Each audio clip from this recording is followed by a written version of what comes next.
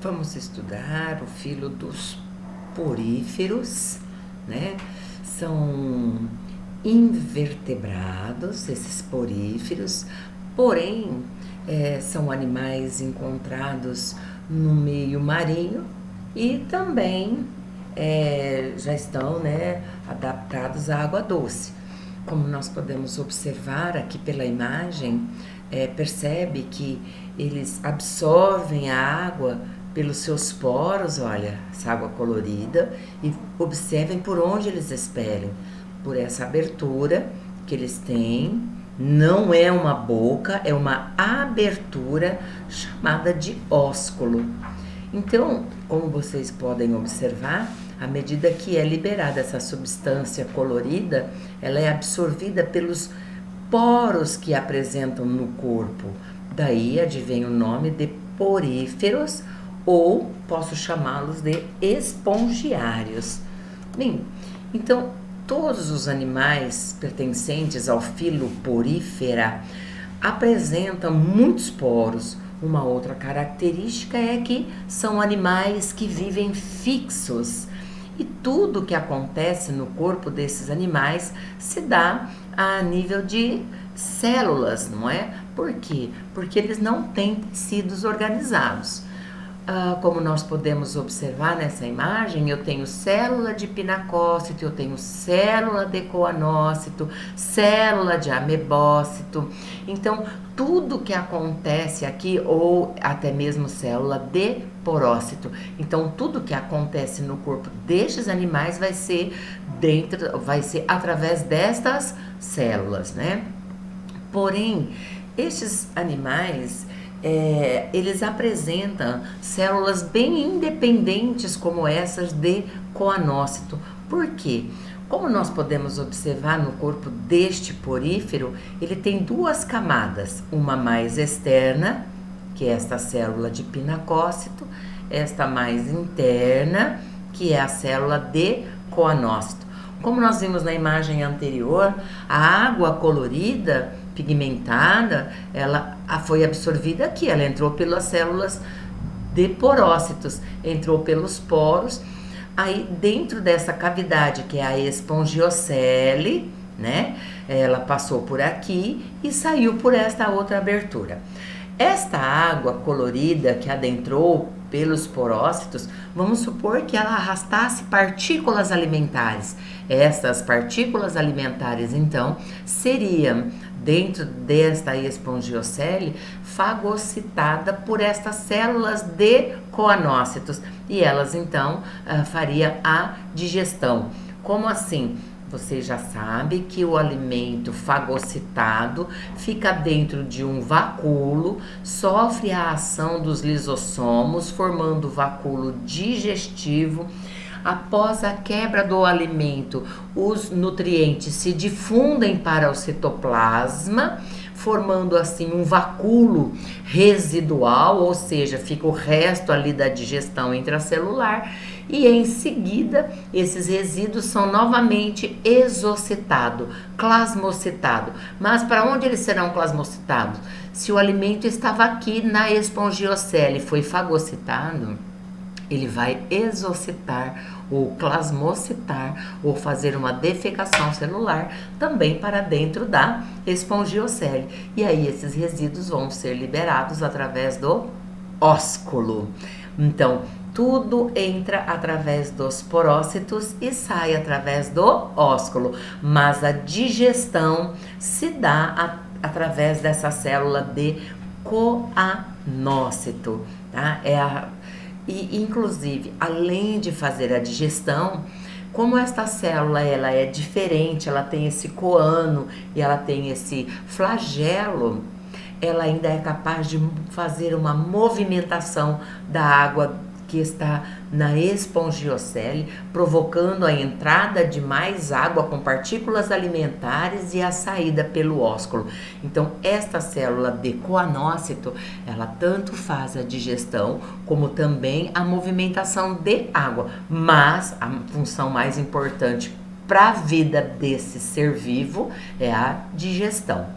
Também vamos encontrar a célula de amebócito. que, como o nome diz, ele lembra uma ameba. Esta célula, ela é dotada de alto grau de diferenciação. Esta célula, se o animal perde a de coanócito, perde a célula de pinacócito, ela pode estar fazendo ali a questão da regeneração. Por outro lado, depois nós vamos observar, à medida que for expondo o conteúdo, que esta célula também é responsável, inclusive pela reprodução. Por quê? Porque é ela que vai formar gametas. Então, esta célula de amebócito se diferencia em gametas. E esta célula de amebócito, ela pode se encarregar de fazer o quê? A distribuição dos alimentos que já foram como digeridos aqui na célula de coanócito. Bem, mas esses animais também, eles têm uma sustentação no corpo. Os vertebrados apresentam ossos no corpo. Os poríferos não têm ossos, mas esta célula de amebócito pode se diferenciar em espículas, como nós podemos observar aqui. E estas espículas, por sua vez, se encarregam de fazer a sustentação no corpo desses animais. Bem, então, estes animais, como foi comentado na primeira lâmina, eles são encontrados num ambiente marinho, mas também podem ser encontrados em água doce, então, um hábitat aquático.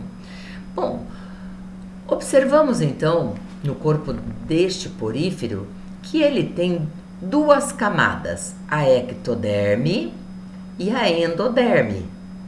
E a sua ectoderme é revestida por células de pinacócito, células achatadas que revestem a ectoderme, a parte mais externa. Temos as células que revestem a endoderme, que é a de coanócito, que é uma célula diferente porque ela tem esse colarinho e tem o flagelo. Entre a ectoderme e a endoderme existe uma camada gelatinosa, a gleia ou a mesogleia, e nesta mesogleia fica a célula de amebócito. Esta célula é aquela dotada de alto grau de diferenciação, capaz de distribuir os alimentos que foram digeridos no coanócito, se diferenciar em gametas e também se diferenciar em espículas. E as espículas podem ser de natureza orgânica, pode ser de natureza silicosa ou pode ser de natureza calcária. Então veja, a célula de amebócito pode se diferenciar em espículas e as espículas são de naturezas diferentes.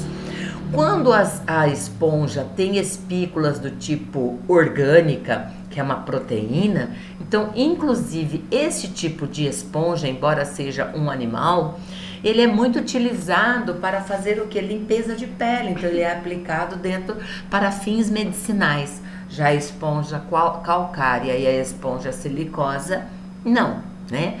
Então, esse animal em corte, ele tem a ectoderme, a endoderme e a mesogleia.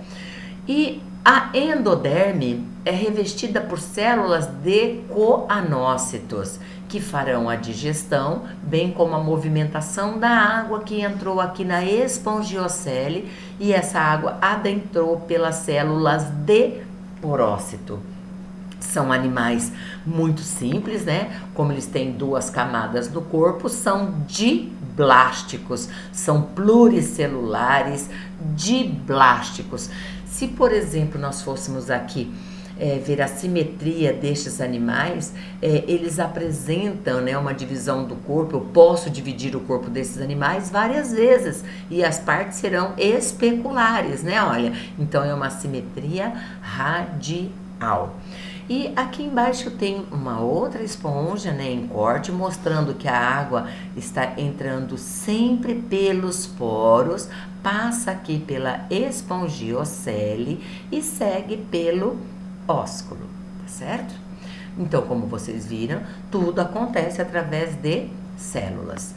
Bem, mas esses animais também se reproduzem. Sim, eles se reproduzem, como eu disse aqui, olha, estas células de amebócitos, elas tanto vão formar óvulos quanto espermatozoides. E essa célula de amebócito, ela fica aqui na mesogleia. Então, ela pode formar tanto óvulo quanto espermatozoide aqui na mesogleia.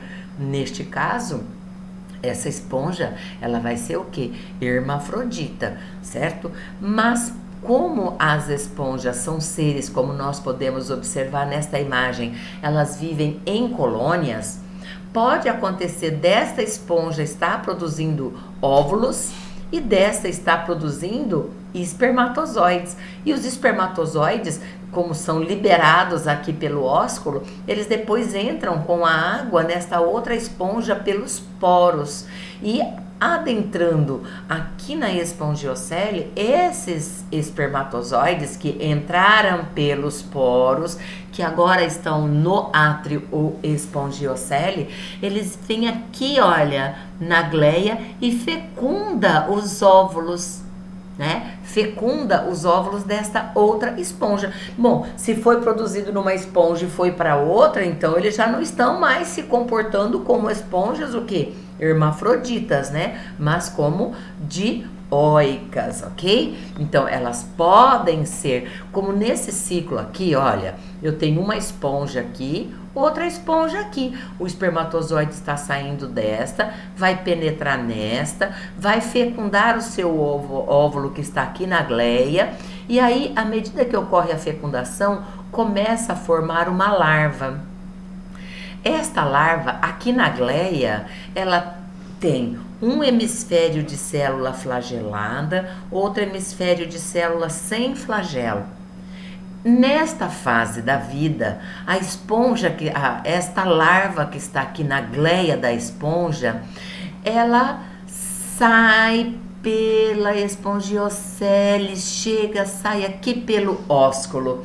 E aí essa larva, que é a anfiblástula, porque dupla camada de célula, ela lembra uma blástula, só que é anfiblástula, porque ela tem um hemisfério de célula com flagelo, outro hemisfério de célula sem flagelo. E essa fase da vida da esponja, gente, ela é livre, ela nada livremente. Até que, chegando numa determinada fase da vida, essa anfiblástula se fixa num substrato qualquer e este hemisfério de célula flagelada sofre uma invaginação. Sofrendo essa invaginação, vocês podem observar o que vai acontecer. A camada interna dela fica a das células flageladas. Então, por isso que nesta fase da vida, já mais evoluída, a larva já sofreu a invaginação, ela vai ser chamada de olintos, e aí a camada interna, que é a endoderme dela, é que ficou com esses flagelinhos que formaram as células de coanócito, por isso que só tem flagelos na parte interna, resulta desta invaginação. E aí esta larva olintos agora já, né, que já sofreu a invaginação, ela continua fixa e aí ela passa a ser uma esponja adulta que vai viver em colônia. Eu coloquei uma outra imagem aqui, né? Olha, esta imagem a gente vê só duas esponjas, vocês tratam de prestar atenção. Aqui eu tenho já neste outro ciclo que é a mesma coisa deste, mas olha as esponjas aqui, várias esponjas, você tem que lembrar que elas vivem em colônia. Os espermatozoides entrando aqui pelo porócito, fecundando o óvulo aqui na gleia dela, aí ela forma a larvinha, que é a anfiblástula. Essa anfiblástula, ela sai pelo ósculo e ela nada livremente, depois ela se fixa, passa a ser olintos e vai se desenvolver numa esponja adulta. Então, como pudemos observar, né, elas têm uma reprodução sexuada com um desenvolvimento indireto. Por quê? Porque ela passa por uma fase larval. Então, elas também podem apresentar uma reprodução assexuada numa esponja, forma aqui um brotinho, o broto fica preso ao corpo da mãe até que ocorra a formação aqui do seu ósculo, aí ocorre uma constrição, ele se fixa num substrato qualquer e vai chegar à sua fase adulta. Então, também é um tipo de reprodução assexuada e nós chamamos de brotamento. Porém, temos aqui um outro tipo de reprodução assexuada, que é a gemulação, ou seja, o arqueócito. Como nós falamos nessas lâminas anteriores, por fora, na ectoderme, a esponja tem pinacócito. Na endoderme, ela tem coanócito.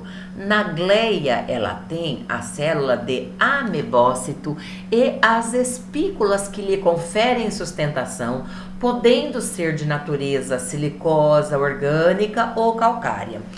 Mas acontece que as esponjas que vivem no mar, tudo bem, não vão enfrentar esse desafio das que vivem em água doce. Porque as que vivem em água doce, por exemplo, agora essa época da seca, o nível de água dos rios baixa e as esponjas vivem fixas no substrato, numa rocha. O que acontece quando a água baixa? A esponja ela vai ficar fora d'água. E esses animais, como vocês viram aqui, elas retiram a água de onde? Os alimentos da água. Como elas vivem na água, também apresentam uma respiração por difusão, uma circulação por difusão, uma excreção por difusão. Então dependem da água para eliminar os seus resíduos, para retirar o oxigênio, para entrar o alimento. Então, quando a água do rio baixa, o nível da água do rio baixa, então começam a enfrentar um grande problema. Vai ter falta de água para retirar o oxigênio, vai ter falta de água para eliminar os seus excretas, vai ter falta de alimento. Então, esse animal vai morrer? Então, ele tem aqui uma forma de reprodução, mas que não deixa de ser também uma forma de resistência. Esta camada, que é a de pinacócito, juntamente com a gleia, que tem as espículas, essa camada, ela enrijece e ela forma um envoltório, tá? Então fica uma camada dura, rígida em cima, que é uma estrutura arqueada, ela fica com aspecto de gêmula. E dentro da esponja ficam as células de amebócito, tudo em estado latente. Quando chove, a água do rio sobe novamente, o nível volta, esta camada de pinacócitos com as espículas se rompem e aí liberam as células de coanócito e cada célula de coanócito vai formar o quê? Nova esponja. Então, esta forma de reprodução, gemulação, o arqueócito, é também um meio de reprodução assexuado, mas não deixa de ser um mecanismo de resistência de vida desses animais devido às adversidades do meio ambiente. Bem, mas nós podemos classificar as esponjas de acordo com o nível de complexidade delas. Como é que eu vou medir essa sua complexidade? Olha, se vocês observarem aqui, eu tenho 3 esponjas em cortes. Então, esta esponja, aqui é o ósculo, aqui são poros, e aqui por dentro dela, olha, é tudo revestido por células de coanócito, como vocês podem observar aqui. Então, a água entra pelos porócitos, cai no átrio. Se essa célula de coanócito fagocitou rápido, muito bem. Se não fagocitou, ela vai sair pelo ósculo. Então, a água demora muito pouco tempo dentro dessa esponja, que é classificada de ascom. Observe essa esponja chamada de sícon.